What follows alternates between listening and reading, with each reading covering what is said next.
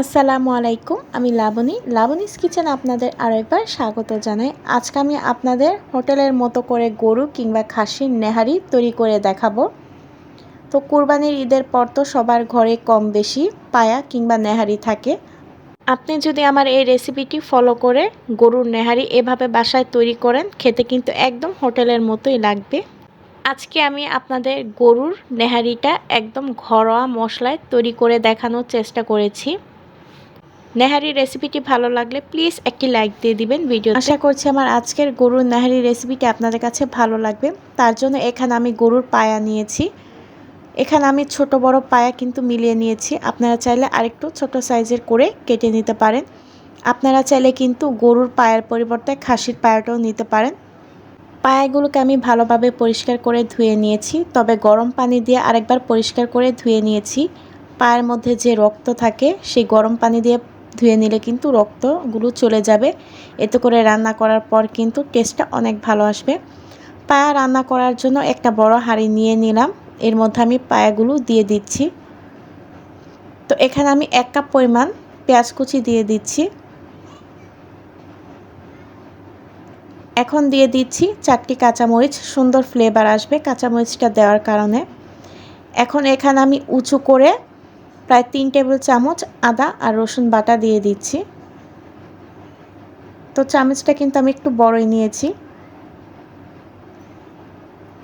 এখন দিয়ে দিচ্ছি 1 টেবিল চামচ হলুদের গুঁড়া উঁচু করে। দিয়ে দিচ্ছি 1 টেবিল চামচ লাল মরিচের গুঁড়া। এখন দিয়ে দিচ্ছি 1/4 টিস্পুন ধনিয়ার গুঁড়া। দিচ্ছি 1/4 টিস্পুন ভাজার জিরার গুঁড়া। দিচ্ছি 1/4 টিস্পুন গরম মশলার গুঁড়া। যে মশলাগুলো সাধারণত পাওয়া যায় সেগুলো আমি গুঁড়া করে নিয়েছি। এখন স্বাদ মতো লবণ দিয়ে দিলাম। তো এখন আমি এখানে 1 কাপের মতো রান্নার রেগুলার সয়াবিন তেল দিয়ে দিচ্ছি। এখন হাত দিয়ে ভালোভাবে মাখিয়ে নিচ্ছি। আমরা যে গরম মশলাগুলো ব্যবহার করে থাকি মাংস রান্নার ক্ষেত্রে সেগুলো কিন্তু গুঁড়ো করে এখানে দিলেই হবে। এখন হাত দিয়ে ভালোভাবে মাখিয়ে নেওয়ার পর এখানে আমি প্রায় 1 কাপের মতো পানি দিয়ে দিচ্ছি। তো পানিটা দেওয়ার পর আমি আবার একটু নেড়ে চেড়ে দিচ্ছি হাত দিয়ে ভালোভাবে, মশলাটা যেন মিশে যায় এর সঙ্গে, পানির সঙ্গে। এখন এখানে আমি কিছু মশলা দিচ্ছি। 3টা তেজপাতা, 4 থেকে 5টি লবঙ্গ, 4টি এলাচ আর 3 টুকরো দারুচিনি, সেটা আমি দিয়ে দিলাম এর মধ্যে। আপনি গরম মশলার পাশাপাশি এক্সট্রা এই মশলাগুলো দিলে কিন্তু টেস্টটা অনেক ভালো আসবে। এখন চুলাটা অন করে দিলাম আর নেহারির হাঁড়িটা আমি চুলাতে বসিয়ে একটা ঢাকনা দিয়ে ঢেকে দিচ্ছি।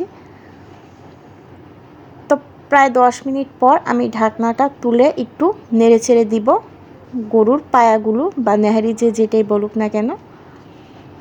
একটু নেড়ে ছেড়ে ভালোভাবে মিশিয়ে নিচ্ছি মশলাগুলোর সঙ্গে, যেন ভালোভাবে গরুর নেহারিতে মিশে যায়।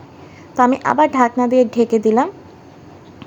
আবার প্রায় 15 মিনিট পর আমি আরেকটু নেড়ে চেড়ে দিচ্ছি। মশলাটা কষানো হয়ে গিয়েছে। তো একটু সময় নিয়ে ভালোভাবে মশলাটা কষিয়ে নেবেন, এতে করে কিন্তু এক্সট্রা কাঁচা গন্ধ আসবে না। এখন হাঁড়িগুলো যেন সিদ্ধ হয়ে যায় তার জন্য এখানে আমি গরম পানি দিয়ে দিচ্ছি। তো গরম পানিটা দিয়ে কিন্তু গরুর পায়া কিংবা খাসির নেহারি রান্না করলে কিন্তু হাঁড়িগুলো একটু তাড়াতাড়ি সিদ্ধ হয়ে যাবে। তো আমি চামচ দিয়ে নেড়েচেড়ে আবার ঢাকনা দিয়ে কিছুক্ষণ রান্না করে নিব। আবার 15 মিনিট পর ঢাকনাটা আমি উঠিয়ে দিচ্ছি। দেখুন ঝোলটা কিন্তু এখনও গাঢ় হয়নি, আমার আরও কিছুক্ষণ রান্না করতে হবে। তো আমি আবার একটু নেড়েচেড়ে দিচ্ছি। তো ঝোলটা গাঢ় করার জন্য এখানে আমি প্রায় 4 টেবিল চামচ আটা নিয়ে নিচ্ছি পানির মধ্যে। তো আটাটা গুলে এখন আটা গোলা পানি আমি এর মধ্যে ঢেলে দিচ্ছি, যেন নেহারির ঝোলটা একটু গাঢ় হয়। তো এটা আটাগুলো পানি দেওয়ার পর আমি আবার একটু নেড়েচেড়ে মিশিয়ে নিচ্ছি। তো আবার ঢাকনা দিয়ে কিছুক্ষণ আমি রান্না করে নিব। প্রায় 5 মিনিট পর আবার ঢাকনা তুলে আপনাদের একটু দেখিয়ে দিচ্ছি। দেখুন ঝোলটা কিন্তু আগে থেকে অনেকটা ঘন হয়ে এসেছে আর হাঁড়িগুলো কিন্তু আমার মোটামুটি প্রায় সিদ্ধ হয়ে গিয়েছে। এই তো দেখুন ঝোলটা কতটা ঘন হয়েছে। হোটেলে কিন্তু তারা এভাবে নেহারির বা পায়ার ঝোলটা কিন্তু ঘন করে থাকে।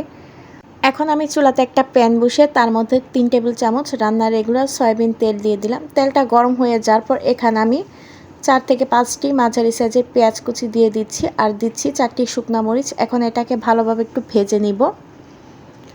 তো চুলার আঁচটা কিন্তু কমিয়ে তারপর হালকা হালকা করে ভেজে নিতে হবে।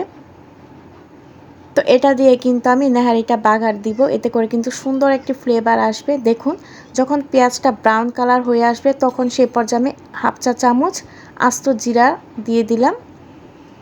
তো জিরাটা দেওয়ার পর আবার একটু ভেজে নিচ্ছি। এখন আমি এই বাগারটা নেহারির মধ্যে দিয়ে দিচ্ছি তেল সহ।